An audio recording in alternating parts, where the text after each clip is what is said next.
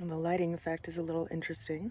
It's making me into a little bit of a silhouetted ghost, but I think the mountain's pretty darn beautiful, so I just wanted to, I guess, record despite it being weird lighting. So this morning we have some big energies here on the table, and I hope y'all are doing all right with everything that we are working through right now. You know, I've had some people reach out who are skeptics, and I appreciate that they're reaching out because it gives me an opportunity to educate people on what the system of the tarot actually is and what it's built up on. And a lot of questions that people have been in regard to this eclipse and like, why is it such a big deal? And the reason that it is, I guess, so impactful and is going to be so impactful on people's lives is because there's these anchors that are in the sky by way of planetary bodies. And they're in alignment with this eclipse that we are undergoing tomorrow. And in this eclipse period that we've been in the process of for, basically since the end of May or the middle of May, the Taurus season, so to speak. And so we've been working with these anchors that by alignment involve the anchors of the sun, the moon, Venus, Mercury, Uranus, and the north and south node. So when you have these anchors, and Saturn actually over in Aquarius. So we have these anchors that are placed right now in the fixed signs, which means that fixed energies, and in astrological terms, is referring to energies by zodiac that are really stable. And they're stable in such a way that they're hard to move, they're hard to shift, they're hard to change. And the fixed signs are known as Taurus, which is fixed earth. We have Leo, which is fixed fire, Scorpio, which is fixed water, and then Aquarius, which is fixed air. And so when you consider this energetic of fixed, it's the opposite energy of cardinal energy or active energy, right? So when you consider movement, it's like active energy is something in motion, right? It's the number one, literally, in motion. Well, the number two is what meets that and what gives it reflection, what puts a stop to that energy. And you could talk about fixed energies in that way. It's a very stable, set anchor in the form of either earth, water, fire, or air. And so we have these anchors set right now by way of Uranus and the moon up in Taurus with the north node. And then we have the sun, Mercury, and Venus in the opposite energy of the south node over in Scorpio, which is fixed water. And then we have, of course, Saturn, which has been in fixed air. So we have these three anchors set, and the fourth anchor of this table is over in Leo. And there's no planets there right now. So it's as if, energetically, if you were to put a symbol to this, it would be like a tire iron cranking off the flat tire, right? And so here we have, it's like, I just bought this tire last year, and I put so much investment and energy into it, and I just don't want to let it go. But it's not getting you anywhere. So you have to change the tire, right? Energetically. And a lot of us are seeing this show up in our relationships, the things that we have been really attached to that we thought we could maybe fix in some way. And we're now starting to see either the way through that terrain or that we have to start aiming for a different outcome. So that's a lot to start just to begin with talking about these cards, but in a lot of ways I just talked about the cards that we have on the table today. we have this opening energy of the King of Pentacles, which is fixed earth associated with Taurus and the energies that are up in Taurus right now by way of Uranus.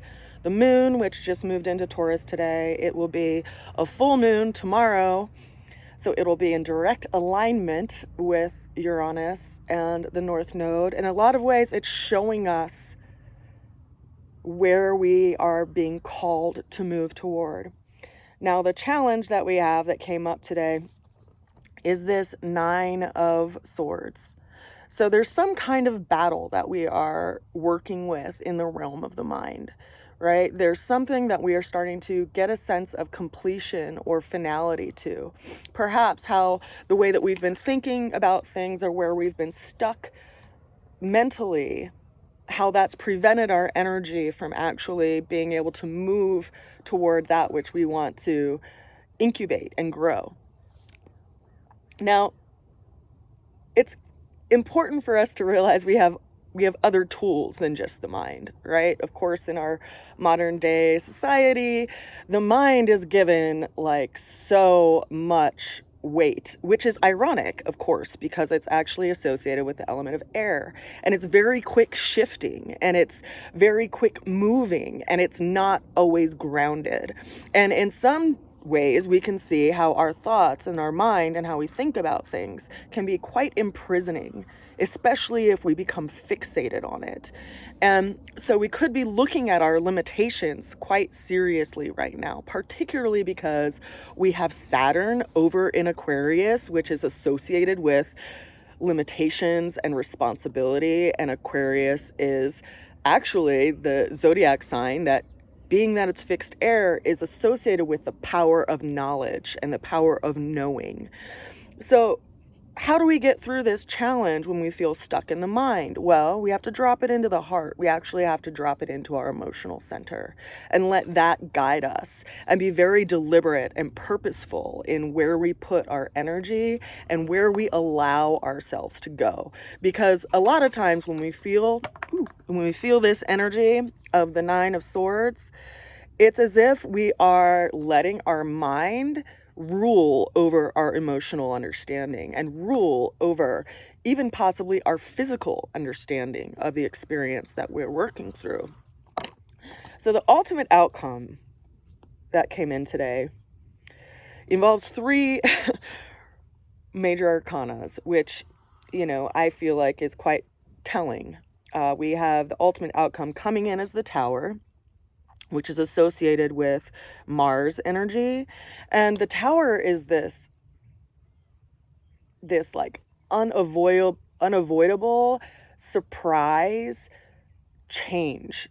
It's very similar to the Uranus energy that we're experiencing in Taurus right now, except that Mars has this energy of like being called to engage in some way. The Tower card is like this symbol for the Tower of Babel, of, putting all of your energy and effort into building this structure or building some project in your life. And right as you're reaching the pinnacle of its completion, a lightning rod comes in and it comes crashing down to the earth, right? So it's like this humbleness and this sobriety around the situation at hand, and realizing that maybe something that we had built up isn't actually taking us to the place that we had envisioned and imagined that it would.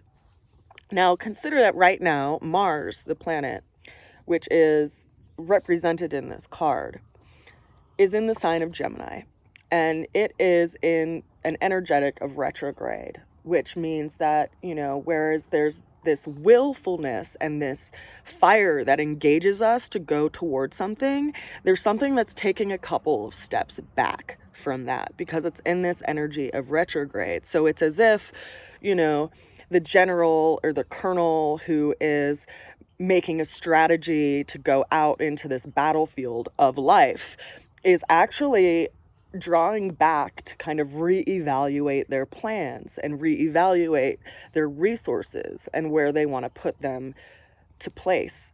in their life. And we're all working with this energy right now by way of Mars being in Gemini in retrograde. For me personally, Gemini is in my 10th house, so it's calling me to really evaluate my life path and my career and where I am feeling the need to shine my light in my life, right? Where do I want to put my energy and effort to help it to grow? And depending on where Gemini is in your chart, you are quite likely having this space of evaluation too, whether your Gemini energy is in your first house, your second house, your third house, your fourth house, fifth house, sixth house, seventh house, eighth house, ninth, 10th, 11th. All of these 12 houses have a different energy to them. And depending on where these anchors are placed right now by transit is going to affect the energy that you put toward that area of your life. So we have this Mars energy showing up right now. And it is clarified by two additional energies, the energy of justice and the energy of temperance. So 3 major arcana. So there's some big work and big life lessons that we are navigating through right now. And what it's calling us to look at, and there's some interesting symbols in these cards that I just want to point out. We have the Justice card where she has this scale in front of her, and it's as if she's drawing down the energies of the divine to get some kind of guidance in how to and where to engage, because she's justice. She wants to make sure that she takes all of the information into account and that she acts in a way that's balanced and has all of those variables accounted for. And then we have the Temperance, who also has this energy of these 2 cups that are being poured from one to another. So there's another interesting balance that is being pointed to here. But this Temperance card is associated with Jupiter and is associated with the energy of Sagittarius. And Jupiter is also in retrograde right now. It's in the sign of Pisces. And Pisces is a sign that's all about dissolving the lower self so that you can really reawaken to kind of like your next chapter of self, right? Because Pisces is the energy of mutable water, and it's the last sign of the zodiac before Aries. So something in us has to be brought to light so that we can have clarity around a situation and dissolve our lower nature so that we can be reborn into this, Aries energy, which is our sense of self and who we are and how we show up in the world. And right now, interestingly enough, we also have Chiron over in Aries, which is kind of highlighting the wounds, right? The wounded healer, the wounds of our own sense of self. And there's like this energy being brought to it. And it's like Jupiter just went retrograde into Pisces to collect its last observation to bring into this next phase. So we really are in a very powerful time right now, and it is likely even more poignant for you if you have, a rising sign or a planet that is placed in one of these fixed signs of Taurus or Leo or Scorpio or Aquarius, because these anchors are like set in such a way that they're causing some kind of challenge in your life that is trying to activate you and engage you in a different way. So I encourage people to look at it that way rather than, the way that society wants to always look at things as like good or bad, or, why this karmically happened to you or me or any of us. We're on this journey. And right now we're at this really impactful pivoting point. And I ask you to take things in observation and to have some understanding that things are still continuing to play out. It's not something that's going to happen necessarily in a moment of time. It's more of a window of time that we're all right now going through and getting the opportunity to see things in a different way. A little bit of a long reading today, but I think it is important to talk about these things because after all, we all are on this planet called Earth being surrounded by planetary bodies in our solar system that have ultimately affected us throughout history. And we'll see how it affects us now. I send you a lot of love, and I hope you are well, and I will see you again soon.